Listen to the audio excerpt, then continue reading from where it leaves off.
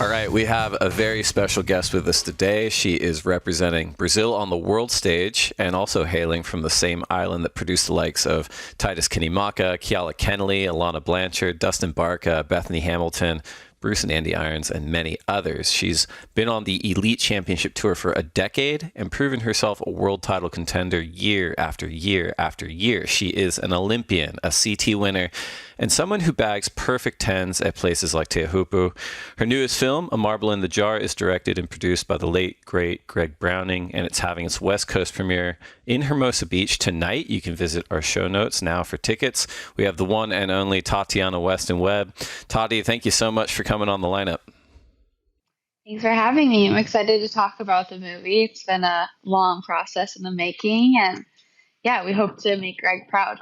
I'm sure you will. I've already seen it, and I know he would absolutely be proud. It's incredible. I think you're calling us today from Atlantic City, New Jersey, and have you guys had a premiere yet on the East Coast? Correct. We are in Atlantic City, and no, it's actually in a few hours. Ooh, so exciting. I just got here. Quick trip back home from Indo, and then a quick day at home, and then now I'm here. Let's talk about Indonesia, right? It's every surfer's dream to be there. What was that like? You were out there for a little while. Yeah, look, shortly after I made my decision to take a break off of the tour, my husband Jesse and his brother have always wanted to do a mental art boat trip together, and they had that plan since I don't know middle of last year already. And Jesse looked at me after I stopped competing, and he said, "Hey, like, do you want to go? There's two more spots left. You can bring Andre, and we can make some good content." And I definitely thought about it because I was like, obviously, I took this break for a reason, Mm-hmm. but I took the break based off of just competing and not off of anything other than just being exhausted from competition and repetitiveness in that category. So it had nothing to do with my self connection with surfing. And I was like, you know what? Like, if I do this boat trip, like, I know we're probably going to score, and being with family is just, it's so special. And surfing with Jesse and his brother is something that means a lot to me. And my brother was originally supposed to go too. So it was supposed to be all of us. But unfortunately, my brother couldn't make it. So yeah, it ended up being a trip of a lifetime and one I'll never forget. We were joking before we recorded how the last time I talked to you was to talk about the tour changes for 2026. And we were saying we've both been on tour for quite a while. And, hearing you talk about your connection to surfing, the competitive side of surfing is something that you've been doing for many, many years now. We've been through the pandemic, we've been through tour changes, and after a while, I'd imagine that you do need to find some space. And if you can't find it sort of during the normal course of an off season, it's important to take those breaks. And as you said, on March 27th, stepping away from the CT for a bit. I'm curious if anything surprised you in the time off tour in your life, just kind of having that removed. Has there been any surprises for you just in your surfing life? Honestly, yeah, the part that surprised me the most is how much I fell back in love with surfing, Mm-hmm. and how I remembered what it's like to just go out for a session and not think about any details regarding the session, like we're such overachievers and we try to have that 1% better mindset every day. And I think when we go into the water and just try to go for a normal surf session, we end up not even doing that and focusing so much more on like what we could have done better, or like what turn we could have done, or if I for some reason brought the wrong equipment out, or when anything like that. So the personal connection with surfing really just changes so much throughout your lifetime of competition because of that 1% better mindset. And I think I kind of knew that I wasn't ever in a unsteady place with my relationship with surfing. It was always just with competition. And that was just based off the fact that I had two really, really solid Olympic cycles back to back. And I worked really hard, and I achieved one of my biggest dreams, which was to win a medal. So it was all very like relative, and it all made so much sense to me. So the thing that I was taken back was like, wow, I still love surfing so much. It was never because I was surfing bad. It was always just because I was just exhausted of that way of thinking, you know? And um, the other part too, for me, I thought I was gonna like freak out not being at contests and be like, oh my God, what am I doing? Which for sure I had that moment like the first day of El Salvador, which was the first competition I've ever missed in my entire career. And then after that, I hadn't missed, like, I didn't feel the need to be at the other contests. Like, I felt so at peace with my decision because I knew, like, hey, I don't want to be there right now. Like, I need to be here where I am. So that piece for me was something that I didn't think I was going to encounter so quickly. And I'm very grateful that I did. Yeah, Ryan Callanan, someone who spoke really well on the point in surfing where it's like it's so fun that it's almost impossible to say no to another wave, another session, you know, another trip, another contest, because you want to keep it going. He said, but, you know, for him in particular, as far as like injury goes, it's like you have to work on creating space and being able to say no so that when you're there, you can be your best. And, you know, listening to you talk about the 1% better thing, it's something we hear quite a lot from like the very, very top athletes in really any field. You know, something that's captured really beautifully in Marble in the Jar is that moment from your rookie season in France where you were this kind of insurgent force and saying like, oh, we're going to go, it's pumping, like I'm here to disrupt. It feels like over the course of your career, maybe that's changed a little bit just with the CT wins and the world title contentions where you're no longer kind of the disruptor. There's an expectation level, right, for probably that you're holding to yourself where you're like, I'm a champion, I'm here to win world titles. And that 1% mindset really tracks across everything. Can you talk to us a little bit about that? And then the second piece too is that, do you think that anyone can be a high achieving athlete and maybe not have to obsess over the 1% mindset? Look, I think I heard a quote today saying that like um, everyone can be the extra version of themselves, but the extra is the best. Like is always going to achieve the best, and that extra is basically the 1% mindset, in my opinion. So you know, every day you wake up and you strive to be the best version of yourself, obviously outside of the water, but inside of the water as well. And what can you do to achieve that 1% better? You can eat well, sleep well, treat your body well, work out, whatever, train, anything that you can say, like a marble in the jar mindset, for example. You know, I woke up, I ate healthy, I slept well. Those are all marbles in my jar because I'm winning. I'm already doing that all the work to become that 1% better. And that's the sort of mindset for me that worked really well, because if not, I didn't have a reason for continuing to be better every day, especially when I realized that like, hey, I am sometimes a world title contender. Obviously some years are harder than others, but when I have my best surfing and when I have my best mindset, I know I'm a world title contender. And even though I've never achieved that goal, I feel like I've showed people where I can get to time after time. And I mean, you can't argue with facts. So Right. they're, and that sounds super, super like, I don't know, kind of just like full of myself. But I promise you, it's not because of that. It's because I know how hard I worked through the last 8 years of my life, which have been the 2 Olympic cycles. Totally. And I think it's interesting too, because I don't think these two approaches are in conflict with one another, because on the one side, you have very high achieving, super powered kind of 1% mindset folks. But then there's a camp that's in discussion with that, right? Which is like the Kelly Slater concept of letting go, right? Where he was like, I'm doing all the work. Once I've done all the work, I actually kind of have to let go. And it feels like the very, very best performers and athletes and achievers are able to kind of balance those mindsets. Have you thought of that at all? I'm curious. Yeah, someone who screams that to me is Katie Simmers. I Mm, feel like she puts so much time in the water because that's where she knows it's going to make her biggest difference. And I think that it obviously shows, like, to me, she's one of the best female surfers in the entire world, just the way she draws her lines and her approach to surfing is so different. But that's obviously based on her different mindset. It's a different type of approach. Like, I know, for example, like how Katie functions would definitely not be how I can function.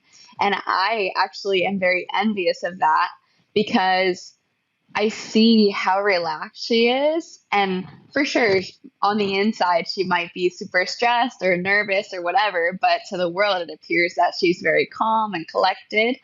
Whereas, like, for me, I need to bring this level of intensity. And if I don't have that level of intensity, I'm there for no reason, which is what I realized at the beginning of this year is like I did not and could not get to my level of intensity to show and to perform to the biggest stage in the world. I could not do it. It just wasn't an option for me and my brain at the time. So yeah, I'm very envious of those types of people who can, I don't know, do the work, let it go, and let the stuff free flow. But I'm not one of those people. I think everyone's different. it's a great point. I'm envious of those people too. Let's on the topic of envy, let's bring it back to the boat trip. I want a couple more details here. What boat were you guys on, if you don't mind telling us? And what spots did you feel a particular connection to session wise out there? Yeah, we were on the Cerriti from Praya Charters. It was I was literally the only female on the boat, so that was a great experience. And we ended up actually trekking a lot. The Cerriti is one of the fastest boats in the Mentawai, so we went from Padang Padang all the way to Lance's Left. That's where we started. We actually scored, got some really fun surf there in the first few days. And then we ended up going south to some secret spots, which was awesome. We scored again with no one around, only one other boat in the water. And then we boated up all the way to Macca's and then Burger World and then Playgrounds. And that's where Kandui and hideaways and spots like, oh geez, there's so many over there. I can't even remember them all. That right, that's really good. Um, anyways, so yeah, we ended up going to Kandui for the swell, and we actually scored some pretty epic Kandui the first day of the swell. Like, it was pretty firing, but it was super crowded, and everyone loves Kandui. So we ended up going to this place called Hideaways, which is actually right around the corner on low tide. And a majority of people don't surf it on low tide because it's super shallow and really dangerous. But we showed up and man, like wave after wave, pumping barrels, no one around, no one in the water. It was just our boat the first day. So we went literally from surfing Kendui for like 2.5 hours to like surfing perfect hideaways, no one around for 4 hours. There would be like 10 to 12 set waves per set. So it would be like back to back. Like, it was just like something from like your surfing heaven dreams, you know? And then the next day we did the same thing. We surfed Kendui in the morning on the high tide and then went back to hideaways. By that time, few boats have heard of our scoring. And then we got some company, but nothing out of this world. And at one point, and it really ended up just being us and a few other guys, and scored the second day as well. And super excited because we got actually some really great content, and it's all on my YouTube channel. I just started doing that again, which has been fun and interesting. Yeah, so we were stoked. That's that's awesome. Are you the kind of surfer that when you go free surfing, you stick with your Ferrari thrusters, or do you experiment a little bit equipment wise?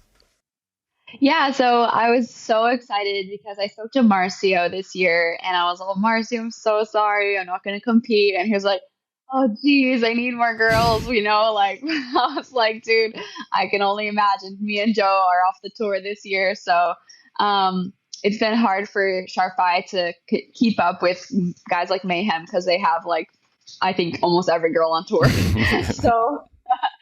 so but anyways, I reached out to him and I asked him if it was possible to get some alternative shapes for this trip to Indo.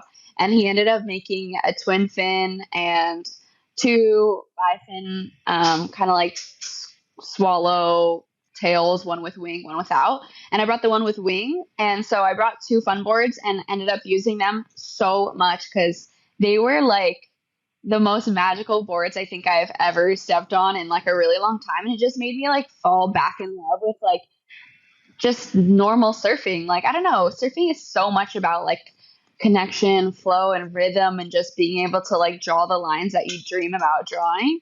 And sometimes on a normal shortboard, it becomes so, I guess, quote unquote, repetitive because it's just the same thing over and over again. Especially because I'm not a person who does like freaking air 360s, you know, I can only do so many, even though I try. But yeah, so it was really fun for me to be able to bring those two boards on the trip. And I actually ended up using them way more than I thought I would.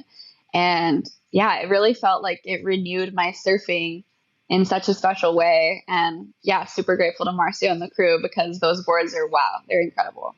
That's awesome. Well, we mentioned you're on the East Coast, hours ahead of your A Marble in the Jar premiere. This is airing on the day of your West Coast premiere in Hermosa Beach. So we're going to take a quick break to get a word in from our sponsors. And when we come back, we are going to talk to Scott Smith, John DeTemple, and yourself just about this film. So don't go anywhere. All right, welcome back to the lineup. We have a special treat for our listeners in this second segment. We are now joined by none other than Scott Smith, editor and producer for A Marble in the Jar, and artist, designer, and producer John DeTemple of Dink Productions. Guys, thank you so much for coming on the lineup. Yeah, thanks for having us. Yeah, thank you. So let's talk about the film, A Marble in the Jar, a film produced by your friend and mentor and coach, the late, great Greg Browning, and Scott Smith and John DeTemple of Dink Productions. They are here with us. And while it features very, very elite level surfing, it's not just a surf film. It's more of like a character portrait. Scott, like, how did the idea for this project first come about? Well, that was definitely Greg putting in a lot of work, filming Tati, 3 solid years on tour. Wanted to do something special and make a doc about her. And he had the idea of doing it, calling it A Marble in the Jar. That was something that they said a lot during those years.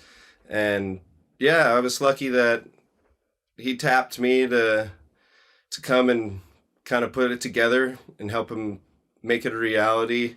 I had just been kind of let go from my past job and was feeling pretty bummed about it, but really happy, and especially in hindsight that it all kind of worked out that way. And yeah, we had all this great footage, and Tati has a great story, and he really wanted to make it, one of the first things he said was vulnerability and just some real behind the scenes. And luckily Tati and Greg had this great bond that allowed them to capture these really intimate moments. And yeah, we got to showcase that. Yeah, I think, one thing we were talking about in the first segment about Tatiana is kind of there's always been a very unguarded fearlessness like with her. And, John, I'm curious, what drew you to Tatiana's story initially, and what felt important about telling it in the way that you guys have told it? I think Greg and I had been working together for about the last 7 years we kind of hiring each other on different projects. And Scott, Greg, and I had worked together for many years as well at Body Gloves. So I was kind of a fly on the wall to Greg's journey with Tati for the last couple of years. And she would come through the studio, or, I would get all this footage and be able to look through it and really just sit and back and forth with Greg about this concept of a marble in the jar. And he was so geeked out about it because they talked about it on that initial run in 21 when they did the COVID tour, and how just that got them through that whole series. And it was such an iconic statement and thing. And what Greg and Scott were able to bring together as a story really transcended a lot more of what it took it to a whole nother level, which was amazing. Yeah. Tati, I know I joked that you're just here to judge John and Scott, but I'm going to ask you a couple questions too. There is a true unguarded fearlessness in the way you surf and the way you live your life, but it's probably, I'd imagine, not an easy decision to say yes to a project like this that is so intimate and also kind of so expansive. What was that process like for you? I think for all of us as Greg's closest friends and family, it was something where we just all wanted to make Greg happy and Greg proud. And I think it wasn't really like a choice. It was like Greg wanted to do this, we're doing it. And so we always want to make Greg proud, even now that he's not with us. So I think that it was just mostly like his dream of being able to produce one last movie and get, I don't know, this story that meant so much, not just for him, but for me and guys like Scott and Temple who have been influenced by this saying, a marble in the jar, because I think so much of the time now, the world focuses on such negative things, and we need to remember, like, every time we accomplish something, we're winning. We have a marble in the jar, and he wanted to spread that movement. And once he started saying, like, hey, we need to make a movie called The Marble in the Jar, we were like, okay, let's do it. In the surfing world, films and movies, they kind of run the gamut from, on one end, there's like the surf pornography, like for lack of a better phrase, where it's just hi-fi surfing, like good music, and that certainly has its place. At the other end, you get these really intimate character portraits that are maybe a little light on surfing, but they're more story vehicles. I feel like everyone appreciates when those things balance one another, and, having a subject like Tati, who has an incredible story, but also inside and outside the jersey, like performs at such an elite level all the time. Scott, when you started cobbling this together, was that balance of storytelling and surf action, is that something that you guys mapped out or just kind of discovered through the process? We really kind of mapped out the story because we wanted to have that backbone so that when we interjected those surf sequences, they had a place. And with Greg, like, he's 1000% like surf driven. So I'd make like a rough, and then he'd be like, no, we need more, like more. And he would just we would just keep cramming in these shots because we got like 60 terabytes of footage. And so, Greg made sure that, we want to tell Tati's story. We want to draw some of that other public and interest in, but he's core to the core, and he wanted to showcase all of her great surfing and all that hard work that it takes to go and to shoot it. Yeah, no, it certainly comes through. John, from a producer's perspective, were there any story points that you guys debated putting in the film that maybe almost weren't going to be in the film that ended up being in there, or was it a pretty comfortable process in the way you guys went about putting it together? There were so many directions to go with this thing. Right. There, like Scott said, I mean, there was probably 6 years of real footage, but so many trips that it was 10 years of footage, really, like between body glove trips and whatnot, and figuring out like all the little details. I think Scott and Greg really did the heavy lifting on this storytelling. But I think between Greg and I, we had done 4 intro styles, going from Unreal Engine and making like a fake island to a studio shoot in our studio. And Tati was so overdone and made up, and it was insane. And like that will never see the light of day, to the final thing that we did with the marbles and shooting it in ultra high speed on an Ember camera at 1,000 frames a second. And just the marbles look fake. I mean, I'm from a graphics background and then doing animation, and they, WSL asked us who did the animation on the marbles, because they looked so real, and we're like, they are real. There's glass all over my backyard. We're still finding marbles. It's been like 3 months, and every so often I'll find a marble by the jacuzzi, or it's hilarious. We smashed so many jars of marbles to do it. It was awesome. I love it.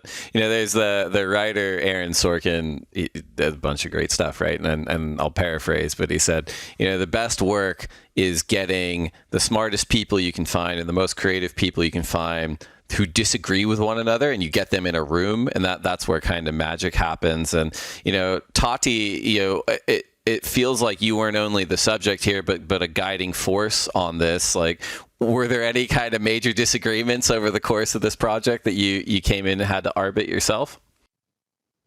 Look, everyone knows me. I have a hard head and I'm hard to deal with. And I'm pretty much the one that feels like I've been like putting my foot down when it comes to certain ideas. Scott and Temple and Greg are all so creative and so good at what they do. And they have so many awesome ideas that sometimes I'm like, you guys, no. So it's so definitely hard because I feel like sometimes I'm cutting their creative dreams apart. But for the most part, I think we've been all like-minded and on the same level of just wanting to do everything and make Greg proud. Yeah. No, I think, you know, you guys have spoken so well of Greg Browning, and, you know, even before this film became a project, he had already made an indelible mark on the surfing world, first as a surfer and then as a storyteller. And it really does feel like his soul is in this project 100%. And if you guys don't mind, I'd love to hear just your thoughts, each of you, on collaborating with him on this film and just what that experience was like. I guess we'll start with Scott and then John and then Tati, if that's okay. Yeah. Something that I really have been thinking about a lot lately is just how crazy it is to sort of, for Greg to know that his time is running out, and to know, like, or to really think about what you want to do with that time. And he definitely chose and was very passionate about doing this movie and spending a lot of that time making it what it is, shaping it, coming over to the house, spending the night. Like, all of that's very uncomfortable for him. And he really, like, was 1,000% behind it all. And yeah, he's just the best. Like, it was funny. He would be sitting behind me, and since he, you know, was very limited in his motion, he went into full director mode. Like, he was just telling you what to do. And like, sometimes I used to joke, like, it felt like he was just taking his arms and like putting them into mine and just like making me do stuff. and and we would just have these great nights where it was like we could forget about all the bad stuff and just do what we like used to do for 12 years at Body Glove, when we would sit at desks next to each other. And yeah, it was just like, I'll never forget it. And I'm glad I got let go from my last job, because it would have been hard to say yes to do this project, but I would give up anything to do it all over again. John? All right. Well, yeah, I mean, I think that there's so much that can be said. Our last trip, we got to come to Tati's house, interview the family, her brother, her dad, her mom, and then Rochelle Ballard, and it was Greg, Scott, and I had traveled on a bunch of different movies together, and just to get the band really just back together. And it was such a cool, I mean, he was insistent. I was quadruple booked on 12 different things, and my dad was in the hospital. And I was like, all right, we're going. Like, let's just go. And it was like the greatest idea and execution of getting to get Kelly, and then getting to, you know, Joel. And I mean, it was just a who's who of all the people that are in the interviews in this movie. And just, I hadn't got to spend any time with Tati as well, outside of just in our world, and to see her family and everything, and see the love that everyone had for Greg, going from island to island. And it was like people popping out of the woodwork. And that was kind of everywhere we went in the world. You'd be in Bali, and some dude would cross the street, and it's Greg, and you haven't seen him in 20 years. And that guy knew everyone, and everybody loved him. And so it was really, more than anything, it was a very special privilege to get to do this last movie. Scott and I would have done anything to do it. And, I can only think, in our talks that, like, what are you going to do with your time? I mean, if you had one run left, like, what are you going to do? And I mean, he did everything. We had concerts with Pennywise. It was just a who's who, but in the end, like, we're all creators. And so having one last creation that you can put out that's like legitimately your best piece of work ever, I feel like he felt that this was it, and I think we all kind of feel that way too. And it's amazing that we're part of that, to the bitter end, and it's epic. Yeah, I mean, the film is an incredible accomplishment. It's beautiful, and I think you guys it should be so proud. And we're all here for however long we're here, and we all get to make choices on how we spend our time and who we get to spend it with. And Tati, even before this project became a thing, you and Greg had a relationship, and I know we're hours away from the East Coast premiere. This is going to air, hours before the West Coast premiere. But, have you had any time to reflect on just what that relationship's meant to you and how, he made that decision? He believed in you, and he wanted to spend his time on this project. Yeah, definitely a lot of time reflecting on Greg and the type of person he was and how just blessed I was to have him a part of my life at such an intimate level, and to learn his ins and outs of life, just to learn how you should approach life. I think for me, Greg was such like a life coach. And, when you got diagnosed with ALS,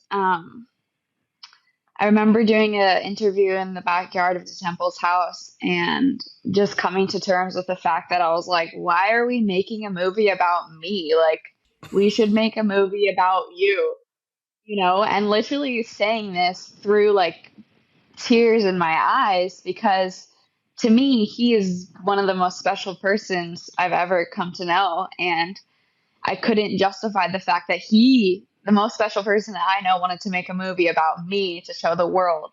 I did not understand that, and I still don't to this day, but I feel very honored because obviously he sees a part of me that he wants the rest of the world to see, and I can only be here just thanking him for all the time that we spent together and all the effort he put into my life to make me a better person, to make me that 1% better. So. Well, he'd be incredibly proud. The movie is amazing, and congratulations to all you guys.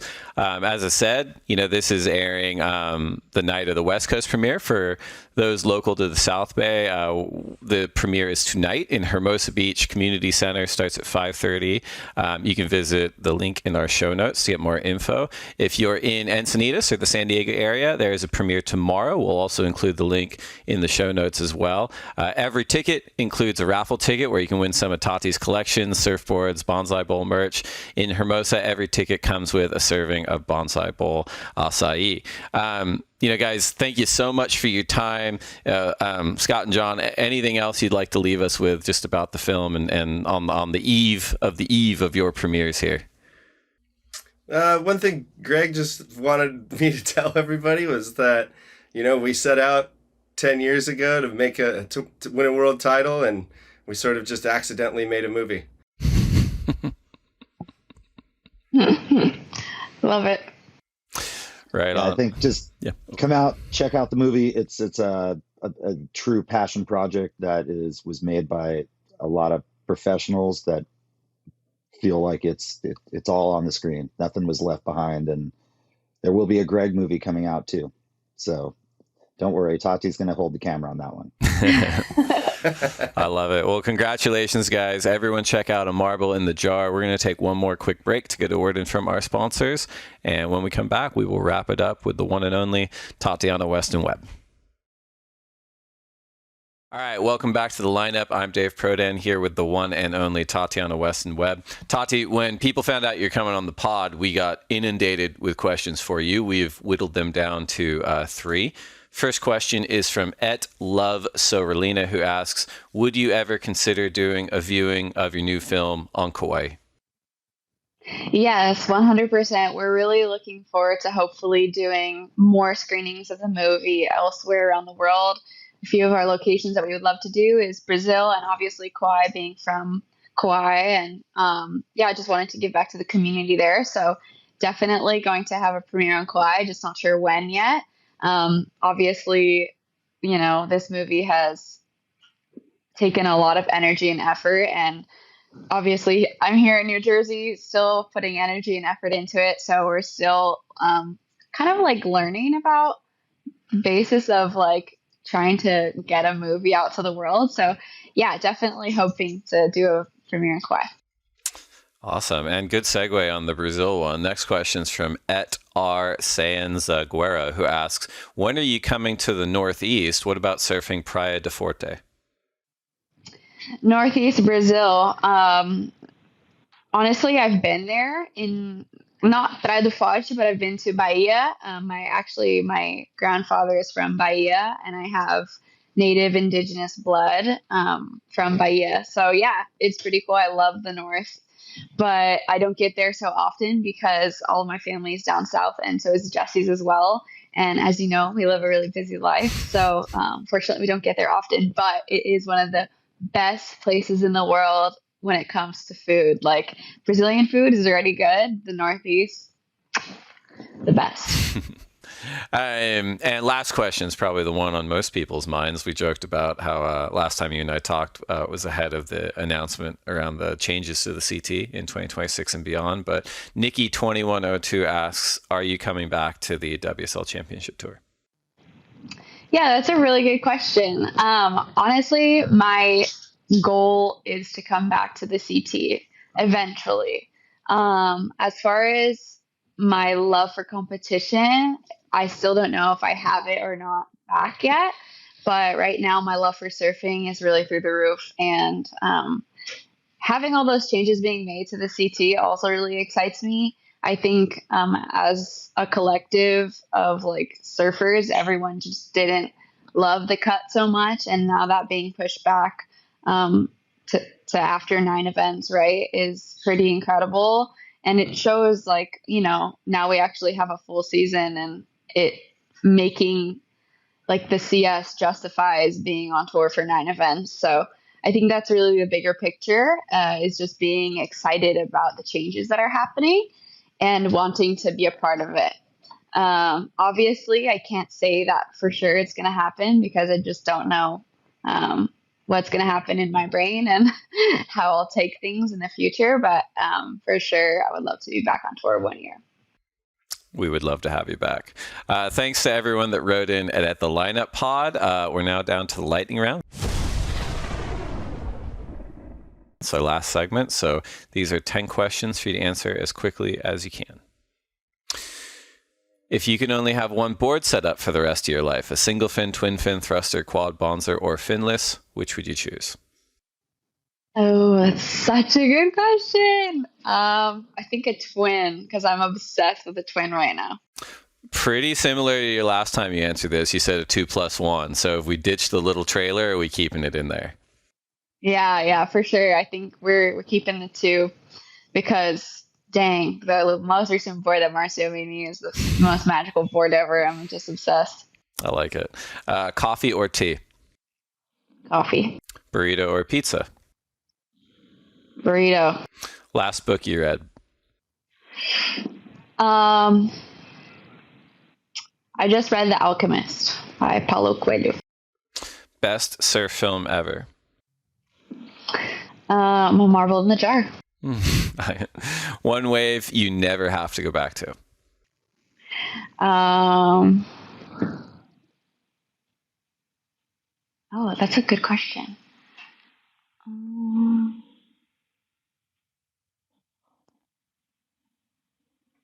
Oh my gosh, this is not fast. I would definitely say somewhere really cold and terrible.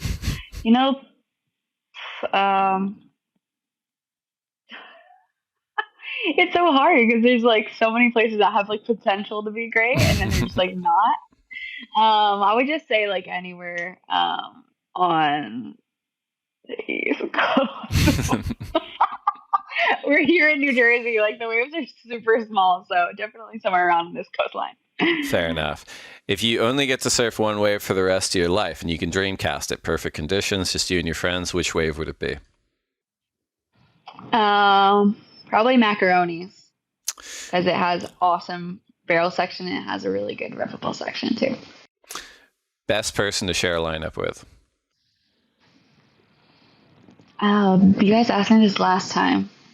I forget who I said. I probably said Jesse. You did. But he's definitely not, because he doesn't give, well, he gives you waves, but not like that often. So I'll probably say,